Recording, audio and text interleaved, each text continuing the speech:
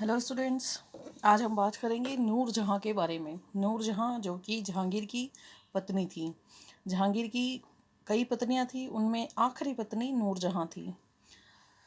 नूर जहाँ आपके लिए टॉपिक इतना महत्वपूर्ण इसलिए है क्योंकि नूर जहाँ ने प्रशासन में अपनी महत्वपूर्ण भूमिका अदा की थी। इसने प्रशासन को अपने हाथों में केंद्रित किया और जहांगीर को अपने प्रभाव में लाकर शासन की संपूर्ण सत्ता अपने हाथ में केंद्रित की। इसीलिए नूर जहाँ टॉपिक हमारे लिए इम्पोर्टेंट है। नूर जहाँ की बात करें तो इसका जन्म 31 मई 1577 ईस्वी को कंधार में हुआ था। कंधार जो कि अफ़गानिस्तान में थे। इसका मूल नाम मेहरुनिसा था। इनके पिता का नाम मिर्ज़ा गयास बेग था। माता अस्मत बेगम। अस्मत बेगम वही जिसने इत्र का आविष्कार किया था। भाई का नाम आसफ खां था। पुत्री लाडली बेगम थी और इसी पुत्री का विवाह जहांगीर के पुत्र शहरयार के साथ किया गया था। ये लाडली बेगम जो है, ये उसके पति शेर अफगान के द्वारा उत्पन्न पुत्री थी और इसके पति में पहला पति शेर अफगान था, जिसका जीवन काल 1594 से 1607 ईस्वी तक रहा था। और इसकी मृत्यु के बाद नूरजहाँ ने जहांगीर के साथ विवाह किया 1611 से लेके 1627 ईस्वी तक। जहांगीर ने 1611 में मेहरुनिसा से शादी की थी और उसे नूर महल या नूर जहाँ की उपाधि दी। 1613 में इसे बादशाह बेगम बनाया गया। वह असाधारण प्रतिभा की धनी थी। उसने अपने समस्त गुणों के कारण जहांगीर पर अपना प्रभुत्व स्थापित किया। उसने शासन सत्ता को हाथ में केंद्रित करने के लिए नूर जहाँ गुट का निर्माण किया। आपके एग्ज़ाम के पॉइंट ऑफ व्यू से 2 नंबर का क्वेश्चन भी एग्ज़ाम में आता है, नूर जहाँ गुट अथवा नूर जहाँ जुनता। इसके बारे में बताइए। तो आपको ये बताना है, ये नूर जहाँ द्वारा निर्मित गुट था जिसमें उसने अपने माता पिता तथा भाई को सम्मिलित किया तथा उन्हें दरबार में उच्च पद प्रदान किया। मुमताज़ नूर जहाँ की भतीजी थी जिसके साथ शाहजहाँ का विवाह हुआ था और इस गुट में खुर्रम भी सम्मिलित था। लेकिन 1620 ईस्वी के अंत तक नूर जहाँ के संबंध खुर्रम से अच्छे नहीं थे। इस कारण खुर्रम को इस गुट से निकाल दिया गया। बात करें शाहजहाँ का विद्रोह या खुर्रम का विद्रोह, तो नूर जहाँ जहांगीर के बाद अपने दामाद शहरयार को बादशाह बनाना चाहती थी। शहरयार जो कि दुर्बल चरित्र का व्यक्ति था, वह चाहती थी वह शासक बने और शासन सत्ता उसके हाथ में केंद्रित रहे। अतः उसने शाहजहाँ के प्रभाव को कम करना चाहा। अतः उसे राजधानी से दूर रखा और अंत में शाहजहाँ ने विद्रोह कर दिया, क्योंकि शाहजहाँ को पता चल गया था कि नूर जहाँ कूटनीतिक चालें चल रही है। और नूरजहाँ ने विद्रोह को दबाने के लिए शहजादा परवेज़ व महावत खां को भेजा। शाहजहाँ ने आत्मसमर्पण किया और परिणाम स्वरूप शाहजहाँ के 2 पुत्रों को बंधक के रूप में राज दरबार में रखा गया और अंत में इस प्रकार विद्रोह शांत हुआ। नूरजहाँ के शासनकाल में ही अगला जो विद्रोह हुआ था वह था महाबत खां का। महाबत खां जो कि शासन कार्यों में नूरजहाँ का हस्तक्षेप पसंद नहीं करता था, क्योंकि वह जान चुका था कि नूरजहाँ जहांगीर के साथ छल कर रही है। नूरजहाँ जहांगीर को एक शराब प्याले के बदले में शासन की संपूर्ण सत्ता अपने हाथों में केंद्रित कर रही है। अतः महाबत खां नूरजहाँ के इस कूटनीति को समझ चुका था। अतः उसने शाहजहाँ के विद्रोह के बाद विद्रोह किया।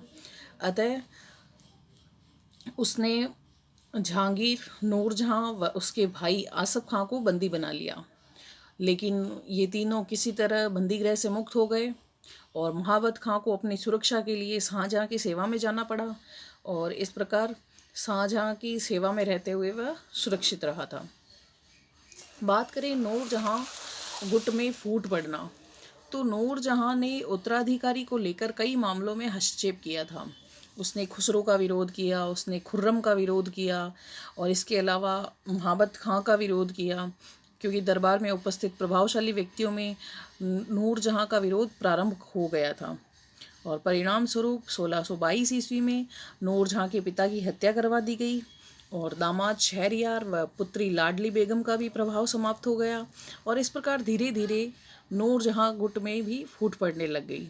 नूरजहाँ का प्रभाव भी धीरे धीरे समाप्त हो गया और जहांगीर के जीवन काल में नूरजहाँ सर्वशक्ति संपन्न रही थी, किंतु 1627 ईस्वी में जहांगीर की मृत्यु के उपरांत उसकी राजनैतिक प्रभुता नष्ट हो गई और नूरजहाँ की मृत्यु 1645 ईस्वी में हुई। अपने मृत्यु पर्यंत तक वह लाहौर में ही रही थी। बात करें एतमादुद्दौला का मकबरा, जो कि नूरजहाँ ने अपने पिता की स्मृति में आगरा में बनवाया था। यह एक मकबरा था। इस मकबरे में सर्वप्रथम पित्रादुरा शैली का उपयोग किया गया था। आपके एग्जाम के पॉइंट ऑफ व्यू से यहाँ से 2 नंबर का क्वेश्चन बनता है। पित्रादुरा शैली या पित्रादुरा क्या है? तो यह एक शैली है जो कि एतमादुद्दौला के एकमात्र एतमादुद्दौले के मकबरे पर उपयोग की गई थी, जिसके अंदर पत्थर पर जवाहरात जड़े जाते थे और इस मकबरे का निर्माण 1626 से 28 ईस्वी के मध्य किया गया। इतिहासकारों का मानना था कि इसकी नक्काशी ताजमहल से मिलती जुलती है। इसमें जो गुंबद बना हुआ है वह एशियाई शैली का नमूना है और यहाँ के बाग बगीचे इसकी सुंदरता और भी बढ़ाते हैं। यह मकबरा भारत में बना पहला मकबरा है जो पूरी तरह सफ़ेद संगमरमर से बनाया गया है। इसकी दीवारों पर पेड़ पौधे, जानवरों व पक्षियों के चित्र उकेरे गए हैं। इसकी खूबसूरती के कारण इसे श्रृंगारदान भी कहा जाता है, क्योंकि ये आकार में छोटा भी है। और नूरजहाँ गुटबंदी का प्रभाव शासन के कई क्षेत्रों में भी पड़ा था। इस गुट के प्रभाव के कारण 1622 ईस्वी में खुर्रम और नूरजहाँ में आपसी मतभेद चल रहा था, जिसके परिणाम स्वरूप कंधार पर ईरानियों का अधिकार हो गया।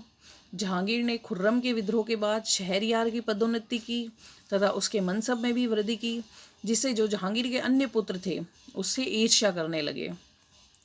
खुर्रम के विद्रोह के बाद महाबत खां ने भी विद्रोह कर दिया और नूरजहाँ के कहने पर जहांगीर ने उस पर राजद्रोह का आरोप लगाया तथा उसे बंदी बनाने का आदेश दिया गया, जिससे दरबार में जो अन्य मंत्री थे वो जहांगीर के प्रति आक्रोश उत्पन्न हो गया उनके मन में, क्योंकि महाबत खां एक विश्वास पात्र व्यक्ति था जिससे जहांगीर, और इसी कारण जहांगीर का पतन प्रारंभ हो गया और परिणाम स्वरूप नूरजहाँ गुटबंदी का भी प्रभाव समाप्त हुआ और जहांगीर का भी पतन हो गया। नेक्स्ट वीडियो में हम बात करेंगे नए टॉपिक को लेकर। तब तक अपने नोट्स को कंप्लीट कीजिए, वीडियो को देखें, वीडियो को लाइक करें, शेयर करें, चैनल को सब्सक्राइब करें और नोट्स को रीड आउट करते रहिए। इसके अलावा घर पे रहें, सेफ रहें, इसी कामना के साथ मैं आपसे विदा लेती हूँ। धन्यवाद।